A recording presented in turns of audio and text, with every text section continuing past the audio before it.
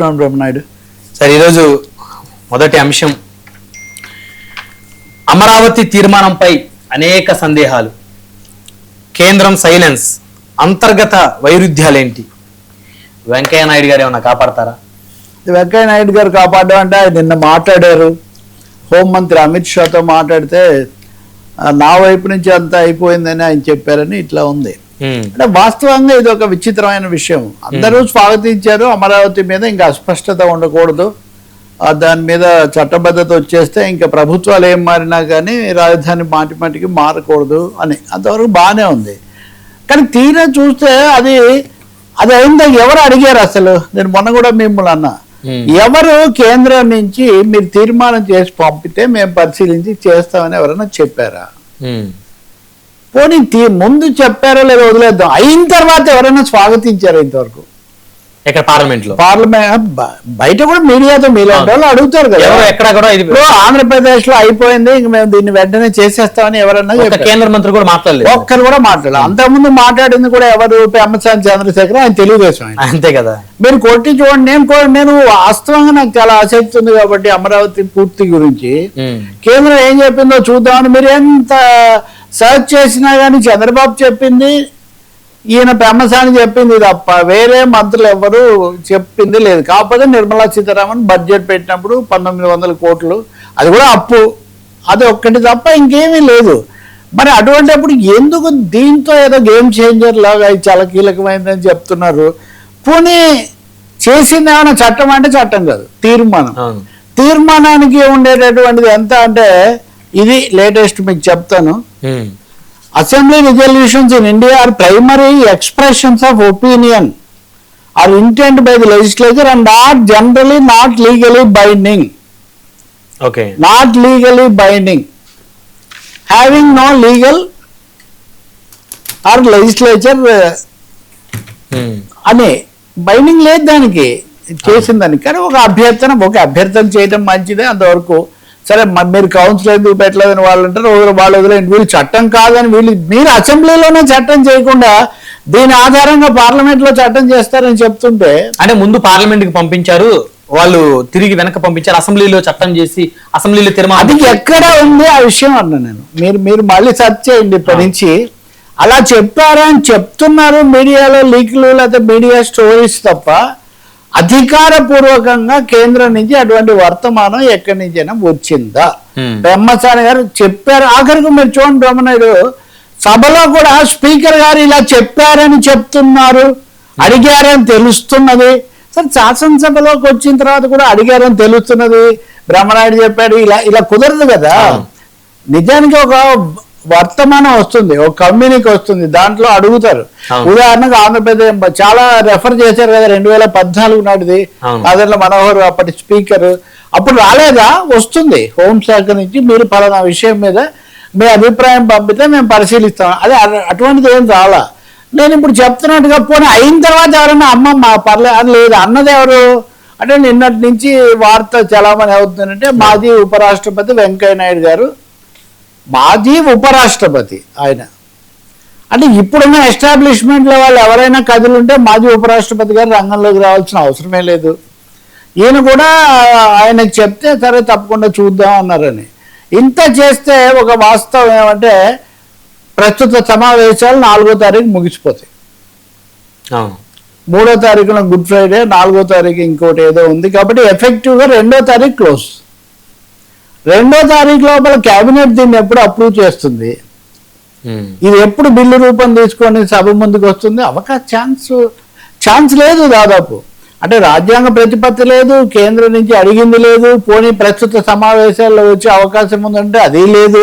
ఎందుకు దాని మీద ఏదో జరగబోతుంది ఒక ఈవెంట్ లాగా అంతవరకు తప్ప, లేదా భవిష్యత్తుకి ఏదో అడిగినట్టు ఉంటుందని తప్ప దానికి అంతకు మించి ఏమి కనిపించట్లా. కనీసం తర్వాత నేను అడిగాను, 2-3 బీజేపీ నాయకులను అడిగితే వాళ్ళు ఏదో అది కాస్త వేడి ఉండాలని చెప్పి చేస్తుందే, కానీ అసలు మేమంతా 5 రాష్ట్రాల ఎన్నికల్లో మునిగున్నామంటే మాకు ఇప్పుడు ఆంధ్రప్రదేశ్ రాజధాని గురించి మేమెక్కడ ఆలోచించాము, అంత లేదు అసలు బీజేపీకి. రెండోది, మాకు ఇంకా అయిపోయింది, అప్పుడేదో ఆధారపడ్డాం కాబట్టి కొన్ని రోజులు మాట్లాడాము, ఇప్పుడు ఆధారపడిన నితీష్ కుమార్ని ఇప్పటికే లేపేసాము, ఇంకా ఆంధ్రప్రదేశ్ కూడా తర్వాత జరుగుతుంది. అంతేగాని మేమేదో దీని మీద ఆసక్తిగా ఉండి రమ్మని అడిగామని చెప్పడానికి అని చెప్తున్నారు వాళ్ళు. కాబట్టి నేనైతే కేంద్రం ఇవ్వాలనే నేను కోరుకుంటాను. అదే సమయంలో గవర్నర్ అబ్దుల్ నజీర్ కూడా ఫిబ్రవరిలోనే శాసనసభ సమావేశాల్లో మాట్లాడినప్పుడు ఆయన అభ్యర్థన చేశారు. ఇంకా ప్రజలు మర్చిపోతారని తప్ప కొద్ది రోజుల కిందట కూడా చంద్రబాబు నాయుడు ఢిల్లీ పర్యటనలో అమిత్ షాను చట్టబద్ధత కల్పించండి అని అడిగి వచ్చారు. ఒకవైపున వీళ్ళెళ్ళి అడుగుతూ వాళ్ళు అడిగారని చెప్పడం ఇది నిజంగా మటుకు కొంచెం కేంద్రం యొక్క అనాసక్తిని సూచిస్తుంది. రెండవది వాళ్ళు ఏమి చేయకపోయినా కానీ మనం అబ్బో కేంద్రం బ్రహ్మాండంగా సహకారం ఇస్తుంది అని మొన్న సభలో కూడా అంతే కదండి. అవును, నిధులు అడగలేదు మనం. అసలు ఇంతవరకు ఎవరైనా మీతో మాట్లాడిస్తే కూడా కాదండి మాకు ఈ సమస్యలు ఉన్నాయి అని చెప్తారు ఎవరైనా కానీ. ఇంత చర్చ చేసి ఆంధ్రప్రదేశ్ ప్రత్యేక హోదా, రాజధాని నిధులు అని అడిగారంటే అడగలేదు. భలే సాయం చేశారు, మట్టి తెచ్చారు, నీళ్లు తెచ్చారు అని పొగటమే సరిపోయింది. నిజంగా చెప్పాలంటే ఒక మంచి అవకాశం ఆంధ్రప్రదేశ్కు, మరీ ముఖ్యంగా ప్రభుత్వం ఆధారపడి ఉంది కాబట్టి అది జరగకపోవడం నిజంగా నిరుత్సాహం కలిగిస్తుంది. ఇప్పటికైనా దీన్ని నిర్దిష్టపరిస్తే ఒక ఉదాహరణ చెప్తాను బ్రహ్మనాయుడు. వాస్తవాలే మనకు సమాధానం చెప్తాయి. పోలవరం అనే దానికి కేంద్ర ప్రభుత్వం జాతీయంగా స్వీకరించింది. అవును, దానికే నిధులు సరిగ్గా రావట్లేదు ఇప్పటికి కూడా దాని మీద. కాబట్టి అమరావతికి సంబంధించి కేంద్రం బాధ్యత తీసుకోవాలి, నిధులు ఇవ్వాలి. రాష్ట్ర ముఖ్యమంత్రి, ఉప ముఖ్యమంత్రి కూడా అందరినీ కలుపుకొని అయినా కానీ చేయాలి. ఇంక ఇది కాకుండా అంతర్గతంగా ఒక పెద్ద వైరుధ్యం ఏమొచ్చిందంటే మొన్న కూడా చెప్పాను నీకు, 217 చదరపు కిలోమీటర్ల అమరావతి నగర ప్రాంతం ఇది చెయ్యాలి. దీని బదులు ఏదైతే CRDA నోటిఫికేషన్ లో ఉన్న భూమి అంతటిని రాజధానిగా చెయ్యాలని తీర్మానంలో పెట్టారు. అంటే 8,300 చదరపు కిలోమీటర్ల పైన ఉంది. గుంటూరు, బాపట్ల, NTR జిల్లా, తర్వాత కృష్ణా జిల్లా, పల్నాడు జిల్లా, ఇన్ని జిల్లాలు రాజధాని. అంటే మనం ఇప్పుడు సింగపూర్ సాయం తీసుకుంటామంటే సింగపూర్ సిటీ స్టేట్ అంటారు, అదే నగరం, అదే రాజ్యం. దాదాపు ఇప్పుడు అమరావతిని కూడా అలా చేయదలుచుకున్నారో తెలీదు. దీనివల్ల వచ్చే నష్టం ఏమంటే ఏదైతే సెంట్రల్ గా కట్టాలో కీలకంగా ఈ 200 కిలోమీటర్ల పరిధిలో అది జరగదు ఇక్కడ. దానికి నిధులు కూడా లేవు. కాబట్టి ఈ వైరుధ్యాల నుంచి టైం పడుతుందేమో సార్. ముందు ఇది అయిన తర్వాత కదా, ముందు 200 కిలోమీటర్లు అయిపోయిన తర్వాత కదా మీరు 8,000 కిలోమీటర్లు ఆలోచిస్తారు. మీరు 8,000 కిలోమీటర్లు రాజధాని అన్న తర్వాత అప్పుడు ఏమవుతుంది? ఇంకా అది దాదాపు 3 రాజధానులు కాదు, దాదాపు ఒక 30 నగరాలు. ఎక్కడ డెవలప్ చేయాలో అనే కదా, అంతే కదా, ఎక్కడ మీరు ఎక్కడ చేస్తే అని ఇట్లాంటి ప్రశ్నలు వస్తాయి. కాబట్టి నేను అనేది ఏంటంటే అస్పష్టతలు చాలా మిగిలి ఉన్నాయి. అస్పష్టతలు, వైరుధ్యాలు. ఇంకో పెద్ద వైరుధ్యం చెప్పమంటావా? ఎవరు చూసినా గానీ మళ్ళీ జగన్ వచ్చినా గానీ అసలు ఒక ప్రభుత్వం అధికారంలో ఉండి మళ్ళీ ఎవరో వచ్చి దీన్ని ఆపుతారు ప్రశ్న ఏంటి? భయపడుతున్నారా సార్? ఇంకా ఎవరన్నా అదే అంటారు కదా, వేరే వాళ్ళని అయితే అదే అంటారు కదా. ఇప్పుడు ఉదాహరణకు వీళ్ళు అనేవాళ్ళు కదా, జగన్ మేము వస్తాము భయపడతాం. ఇప్పుడు అదే మాట అనుకుంటూ ఉంటారా? కొన్ని భయపడతారా అంటే 2028 ఆగస్టు నాటికి మేము రాజధాని పూర్తి చేస్తామని చెప్తున్నారు. మరి ఆగస్టు 2028కి మీరు పూర్తి చేస్తే 2029లో ఎవరు వస్తే మటుకు వాళ్ళు ఏం చేస్తారు? అంటే ఈ వాదనలన్నీ రాజకీయంగా చెప్పడానికి, కొంచెం ప్రజలకు ఏదో ఉత్సాహం నింపడానికి తప్ప రాజధాని ప్రజలకు ఒక ధైర్యాన్ని ఇవ్వడం కోసం, ధైర్యం ఇవ్వడానికి మీరు నిర్దిష్టంగా వాస్తవంగా చెప్పాలి. కానీ పరస్పరం పొంతం లేనటువంటి సందేహమైన విషయాలు చెప్తే వాళ్ళకి నిజంగా ధైర్యం ఇవ్వాలంటే ఏం చెప్పాలంటే, ఇదిగో మొదటి దశలో మేము రోడ్లు వేస్తున్నాం, రెండో దశలో మేము ప్లాట్లకు సంబంధించి మేము పూర్తి చేయబోతున్నాం, మూడో దశలో దీనికోసం నిధులు కావాలి కాబట్టి మేము కేంద్రం మీద ఒత్తిడి తెచ్చి నిధులు తెస్తున్నాం. ఇలా చెప్తే మీకు అసలు ఆ విషయాలే మాట్లాడలేదు. మీరు చూసారా? రాజధాని నిర్మాణ ప్రణాళిక ఇలా ఉంటుంది, టైం ఫ్రేమ్ ఇలా ఉంటుంది, అదేం లేదు. కాబట్టి ఇప్పటికైనా మీరు ఒకసారి అఖిలపక్షం జరపండి, ప్రజలకు కూడా నివేదిక ఇవ్వండి, రాజధాని ఈసారి అయినా మళ్ళీ సమస్య లేకుండా ఎలా పూర్తి చేస్తారు అన్నది. అది ఇప్పుడు సింగపూర్, మళ్ళీ అసెంబ్లీలో కూడా సింగపూర్. పోయినసారి సింగపూర్ అంత బాగా ఇచ్చుంటే ఇప్పుడు అనేక విషయాల్లో మార్పులు చేర్పులు ఎందుకు అవసరమైనవి?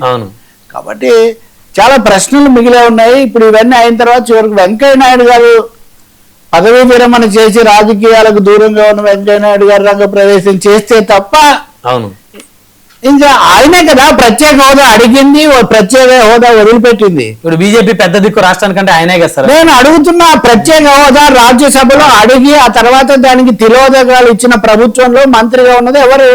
అవును, పట్టణాభివృద్ధి శాఖ మంత్రి ఆయనే కదా. అంటే ప్రత్యేక హోదా ఎవరి చేతుల మీదుగా తిలోదకాలు ఇవ్వబడిందో మళ్ళీ ఆయనే ఇప్పుడు రాజధానికి ఏదో చట్టబద్ధత తీసుకొస్తారు అంటే దానికి ఏ పరిస్థితి వచ్చిందో కేంద్రంలో దాదాపు అలాగే ఉంది. కాబట్టి నేను దాని కేంద్రం బాధ్యత, కేంద్రంతో పోట్లాడండి. కేంద్రం మీద ఒక్క విమర్శ, ఒక్క డిమాండ్, ఒక్క ఒత్తిడి ఏమీ లేదే. కాబట్టి అంత అభ్యర్థనలు దయాగుణంతో చేయడం ఏదేదో మాట్లాడుతున్నారు. ప్రశ్నలు చాలా మిగిలి ఉన్నాయండి, వీటిని చక్కదిద్దుకోవాల్సిన అవసరం చాలా ఉంది. వట్టిగా మాటలు చెప్పడం వల్ల ఉపయోగం లేదు. వట్టి మాటలు కట్టిపెట్టి గట్టి మేలు గట్టి క్యాపిటల్ కట్టబోయే. మరొక అంశం రవి గారు, తెలుగుదేశం పార్టీ 44 సంవత్సరాల హంగామా, అంటే వారు పార్టీ పెట్టి 44 వసంతంలోకి వారు అడుగుపెట్టిన సందర్భంగా అంగరంగ వైభవంగా ఆంధ్రప్రదేశ్, తెలంగాణ 2 రాష్ట్రాల్లో ఘనంగా కార్యకర్తల సమక్షంలో పార్టీ ఆఫీసులో జరుపుకున్నారు. సో మొత్తానికి చంద్రబాబు గారు కూడా మంచి భరోసా ఇచ్చారు. కొత్తగా పెరగనున్న అసెంబ్లీ, పార్లమెంట్ స్థానాలకు సంబంధించి కార్యకర్తలకు అవకాశం ఇస్తాను, కార్యకర్తలను పక్కన పెట్టిన నాయకులను మేము పక్కన పెడతామని నిన్న వాళ్ళు ఒక మెసేజ్ పాస్ చేశారు సార్. యా, బాగా చెప్పారు. నిన్న 44 ఏళ్ళు ఉండడము, 4వ సారి ముఖ్యమంత్రిగా ఉండడము, ఏ పార్టీగా 4 సార్లు అధికారంలోకి వచ్చారు కదా. అంతవరకు ఇన్ని రోజులు ఉన్నామా అవన్నీ కూడా చెప్పారు.